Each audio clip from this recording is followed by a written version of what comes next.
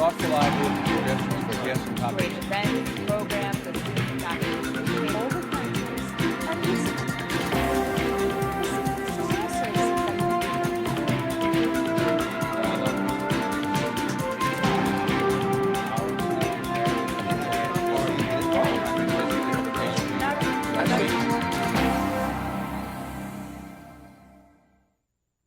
Welcome to this week's segment of Dialogue Houston. I'm your host, Lawrence Payne. To our regular viewing audience, welcome. To those joining us perhaps for the first time here for HCC's TV Dialogue Houston, we're here now every Tuesday and Thursday at 6 a.m. and again at 6 p.m. and Saturday afternoons at 3 p.m. As always, in top of the hour, let me thank you for your very thoughtful calls and emails and text messages concerning shows we've previously aired here on HCC TV's Dialogue Houston, but particularly your great ideas for topics and guests and subjects to be covered on upcoming segments of Dialogue Houston. For after all, this is your community affairs, public affairs show here on HCC TV, proudly now in its 27th season. We have a great show planned for you this evening. We're going to be looking at the wonderful aspect of what else? Voting. I'll say it again, voting, voting, voting. There's only one thing to do between now and the 30th of this month, and that's vote. And why you vote and where you vote and how you vote, all that's important. And we're going to explain that with our two wonderful guests who probably are deeply involved in this subject matter more than probably anybody else I know in Harris County right now.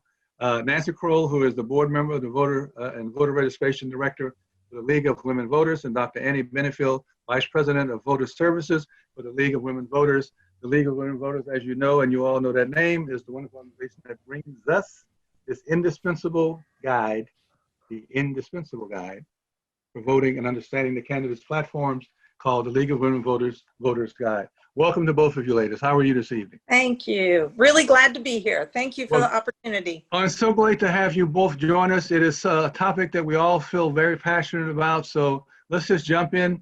Nancy, give us kind of the wherewithal of voting this election cycle, because things are a little different in our world, are they not? Things are definitely a little different. And all I can say is, wow, what an election season. I've been involved with the league for many years and followed voting for many years. And we've never had a year quite like this. The number of new people that are registered is phenomenal. Just to put it into context, it's roughly about the number of new registered voters in the past 4 years in Harris County is just about the same number of total registered voters in the entire state of Wyoming.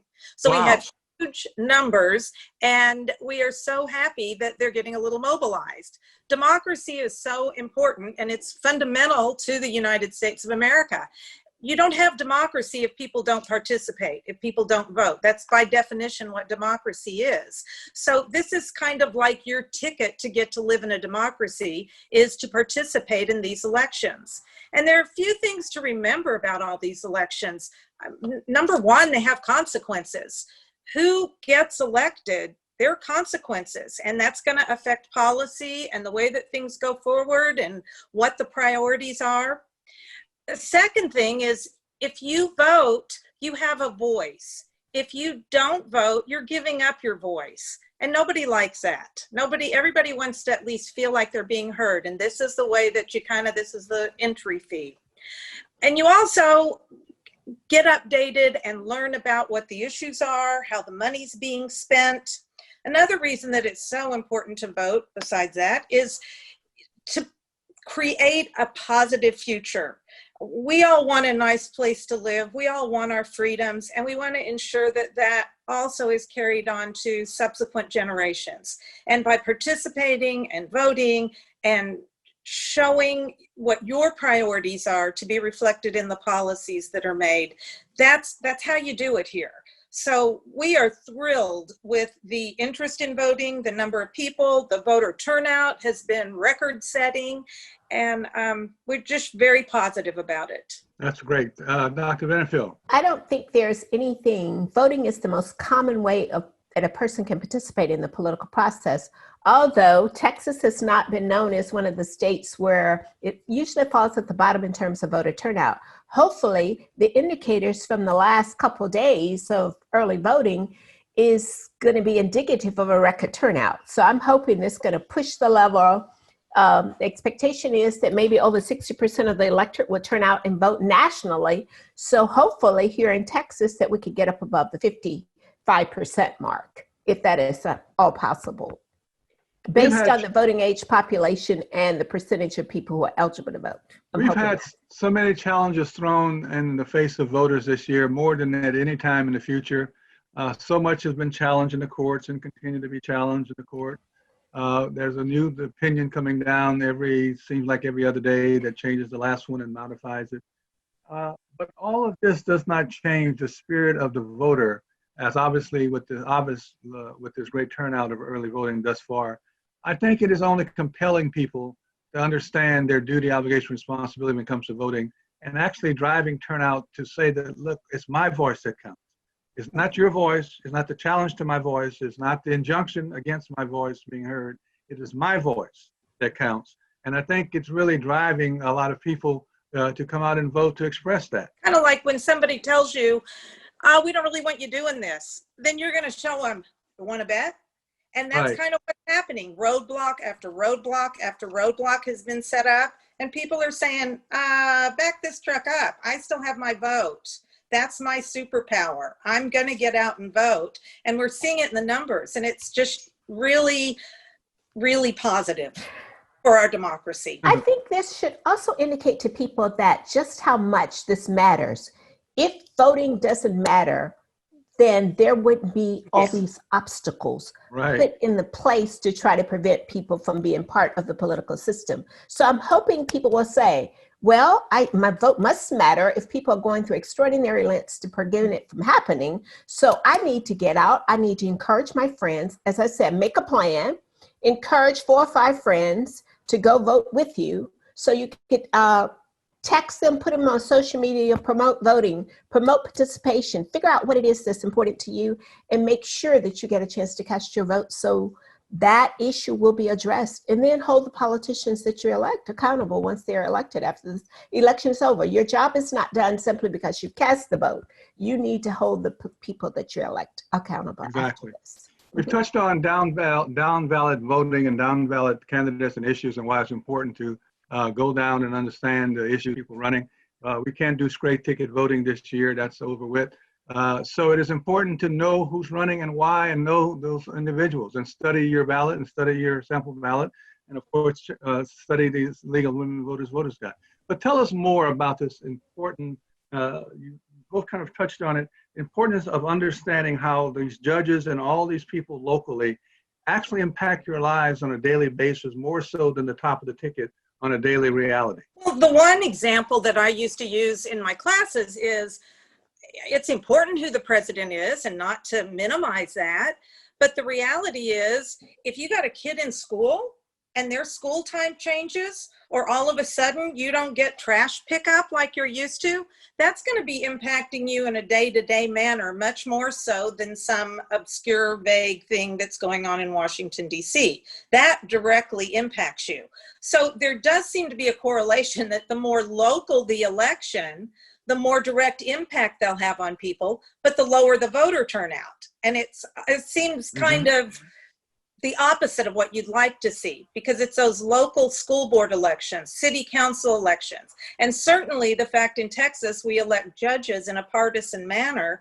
Those are very important things to at least know about, and to know who you're voting for, because they make a lot of really important decisions that affect us. And people should be particularly focused on and interested in terms of who are the individuals on the State Board of Education, because they determine policy.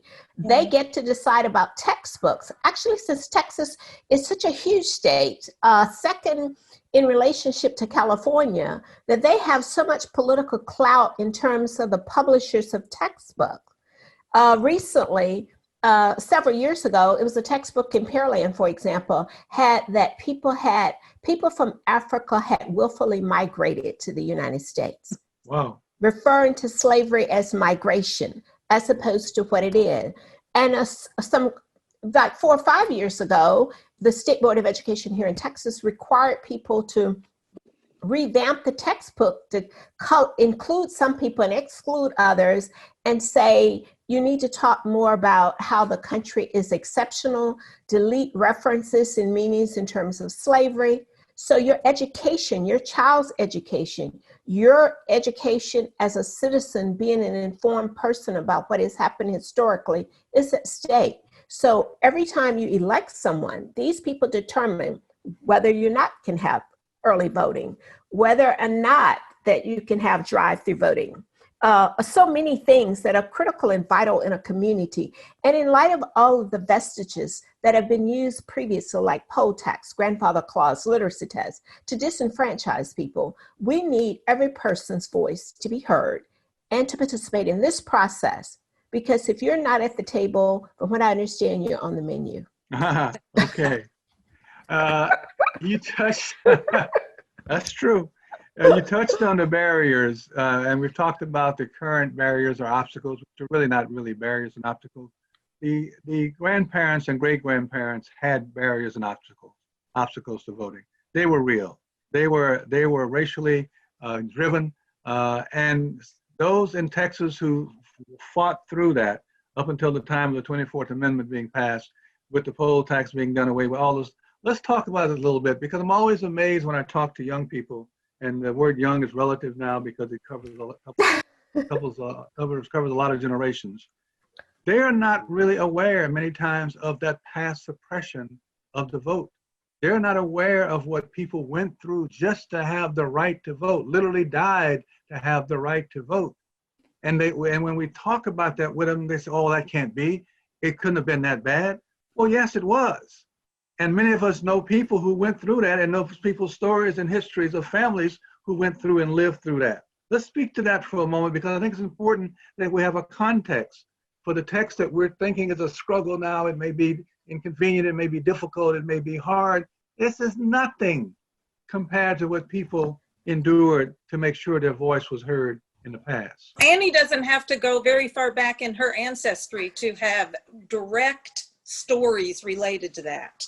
So well, Nancy, my father is the second generation born out of slavery, and my father was actually drafted in World War II, yet he had no voice, no say in the political process. He couldn't even cast a ballot, but he was going to fight for freedom and democracy around the world. I often tell my students in my class, when I teach government and politics, one of the examples, even though people say that's nothing compared today like it was in the past, but the voter ID law. The voter ID law, to me, is actually equivalent to some of those barriers that was used previously, because I had to get my mom an ID card. I flew home to Alabama. I drove her the 25 miles to the driver's license place, and it was a rural community, so we were fortunate that day we showed up, it was open. Because in rural counties, the driver's license place is not always open. It's not always open every day, and it has set limited hours. We get there, and the first thing he says, I need a birth certificate. Well, my mom didn't have a birth certificate. I'd never seen that document. That document never appeared on our agenda. So they said, before we can give you an ID, you need a birth certificate. So we got back in the car, drove to the county health department to get the vital statistics. They accessed the record and got the birth certificate. We paid for it, we came back. So we hand that document to him, and so we think everything is fine, everything is wonderful. He said, is this the name she wants on the card? And I said, no, she was married to my dad. Then we need a marriage license. And so we were fortunate that my mom had gotten married in that county. Otherwise, we would have had to go to the county seat of whichever county, and if she had gotten married out of state, we would have had to order the marriage license from someplace else, and that task would not have been completed that day. We go over to the county courthouse, we get the marriage license, we pay for it, we come back. So finally we could get this task complete. Then there was a fee associated with the ID, getting a state card, there's a fee associated. But because she was so elderly at the time, it's unexpired, so it will last forever. We won't have to keep renewing it. If she had been younger than 80, we would have had to continuously renew it. But since she was already 80, I guess they figured it wasn't going to be much longer, but lucky to say that she's 103. And so she had great utilization of that card. But to me, that's comparable, Larry, to the idea of the poll tax. Because the poll tax here in Texas was equivalent to a worker's day's wage, $1.50, then $1.75, and in some other states it was $2. And so the idea that you have to expend capital, we had to pay for the birth certificate, we had to pay for the marriage license, and then pay here in Texas.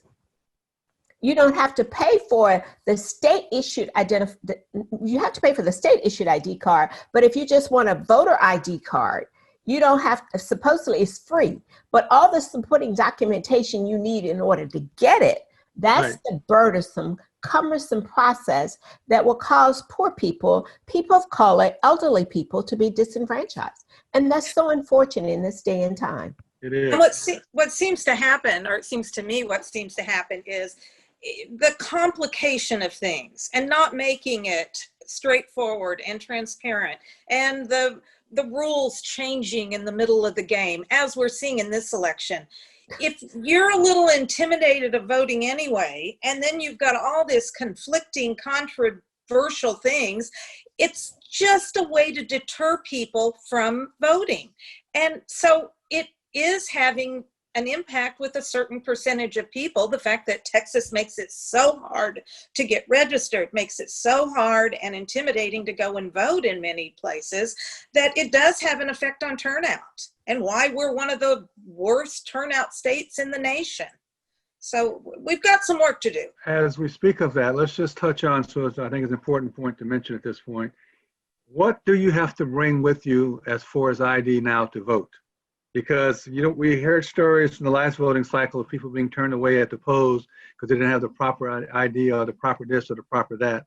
What are those things required legally by law that one must bring with them to the polls? Well, there are 7 documents that, in terms of the photo ID, your U.S. passport, your immigration and naturalization paperwork with your ID, a driver's license, a concealed weapons license, military ID. Those are some of the things that they require in terms of bringing. If you don't have that, the alternative is, if you have a utility bill with your address on it, a bank statement, a government issued check. I'm sure you're just going to wait and hold on to it until that day, or some other kind of check. But you need something to prove you are who you say you are. It is kind of amazing to me, in all those years that my mom lived to be 80, and she didn't have a state issued ID or anything that said this is who I am. And she wasn't able to vote though until the 1965 Voting Rights Act. So she was over 50 years old before she got a chance to cast her first ballot. That we're still putting obstacles in the way of people to disenfranchise them. And so if people do not have those things when they go to the poll, they need to make sure that they take a utility bill or bank statement, a government issued check or something like that, if you don't have the photo ID that's required by state law. Those are the exceptions were added. The original ID law didn't allow that. Just said you had to have a photo ID. And it's kind of amazing because in 2008, there were only several states that had an ID requirement. That means, but an ID requirement means you could show your voter registration card or something like that. Since 2008, we've had 30-some states actually include, now they have strict voter ID, meaning a photo is required to show up to participate in the political process. And it's all under the guise of the integrity of the voting system. Mm-hmm. And from looking at the data, there's no data that indicate voter fraud is as rampant, or even, it's almost as if we've created laws for a problem that didn't exist. Right. That brings me to the mail ballot. So let's talk about the mail ballot and clear up any confusion of the mail ballot, how it is used, when it is used, and what one must do to utilize it. I would like to talk about the mail ballot, but to get back to what Annie was talking about just real briefly. Okay, go right ahead. That your photo ID is not to be used for residency. It is for identification purposes. And supposedly the people have been trained in this.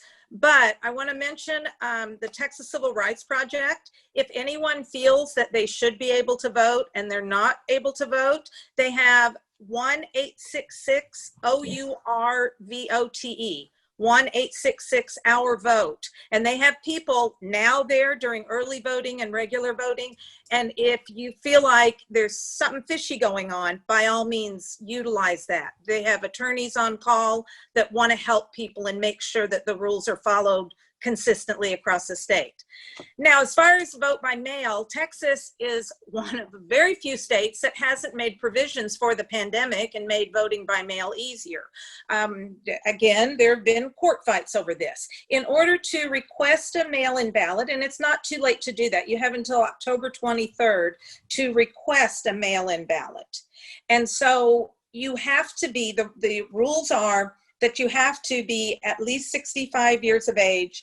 And if you have a disability or a reason that to request it, or if you're going to be out of town and you're not able to vote in your home place, you can request a ballot by mail. As far as what makes a disability, Harris County has said that they are personally not going to be checking and following up on disabilities. That's something that our state attorney general was threatening to do. If somebody tried to say, I have anxiety because I don't want to get COVID, so send me a mail-in one, Harris County is not going to question it. They're going to trust the people's judgment to know who they are, how they are, and how they're feeling. So you get your mail-in ballot. It requires 2 stamps, the weight of the envelope. However, again, Harris County has gone on the record saying if you just put 1 stamp on it and you accidentally forget to not put the second one, or if you don't put any stamps on it, the ballot will get to Harris County and Harris County will cover the cost of the postage because they don't want people to be disenfranchised because they don't have a stamp. You can take it to a post office. You can take it to Energy Center. As of right now, when we're talking, there's 1 place per county that people can take mail-in ballots. But again, as you mentioned earlier in this talk, that changes pretty much every other day, so who knows. But as of now, you have to hand deliver it to Energy. Another thing about mail-in ballot that we've had a lot of questions about is, okay, I got a mail-in ballot. I don't want to do it by mail. I want to vote in person. Can I do that?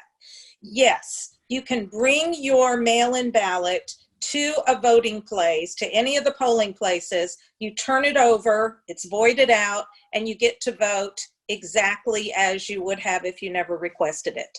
Now, if you have requested a mail-in ballot and you don't bring it with you and say, well, I haven't sent it in, then you will have to vote what is called a provisional ballot, which means they'll double check and make sure you haven't sent in your mail-in ballot to keep somebody from voting twice. But you do have a lot of options.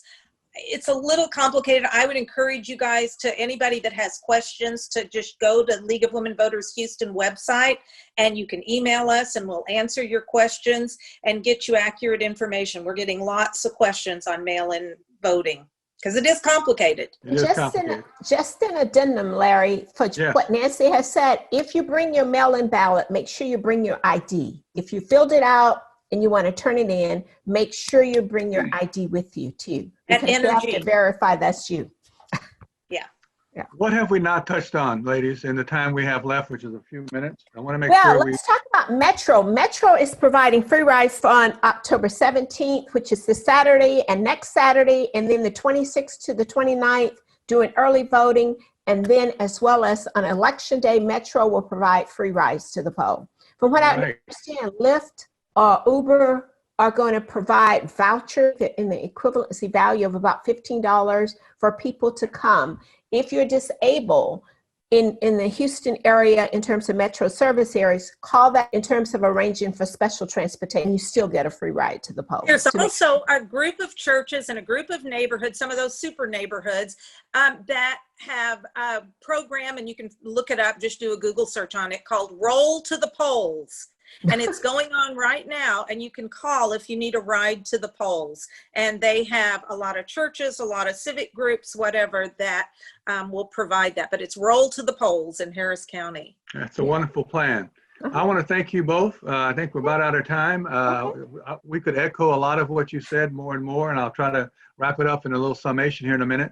But I want to go back quickly, just one thing, that when you both mentioned a plan, have a plan to vote, take a friend, take a buddy, go vote like we used to say, always go vote with someone so that you both can vote and spend time catching up with each other while you're going to wait in line, social distancing, of course, as you do that.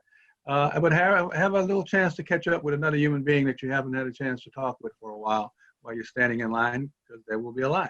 I don't care how short a line, there will be a line, given the turnout that we're experiencing. I want to thank you both for all the work you do through the league and all the work you do around the year, not only at the time of elections and voting, to keep us all informed and to keep us really activated. Please remember to pick up your voter's guide, your League of Women's Voters Guide. Invaluable, invaluable, invaluable. A few closing thoughts. To recap real quick, early voting goes from October 13th to the 30th.